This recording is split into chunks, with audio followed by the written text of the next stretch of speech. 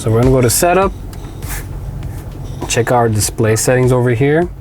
Go to brightness. That'll actually, you can toggle that up or down for your infotainment, or you can set it to default right there at 12. Go here to camera settings. You can see what display contents right here. And you can see the margins when you're reversing right there as well. You can toggle these on or off right there. Top view parking guidelines as well, or rear view parking guidelines as well. All right. And yes, you can also toggle these on or off if you wish to as well. So these guidelines are the yellow and red markers right there. See these as well. Top view parking guidelines as well for your top views.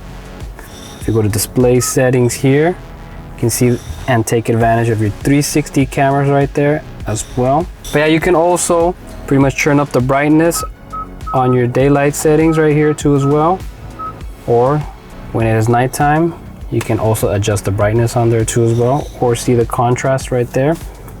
If we go back over here, go to blue light settings, you can actually toggle that on or off right there. It just makes the whole display a lot warmer or cooler. You can also adjust that right here too as well. If you see that, it starts getting warmer. You can automatically set that too as well to reduce the eye strain, and user set time as well. So you can automatically set that to your liking whenever you want to turn those on.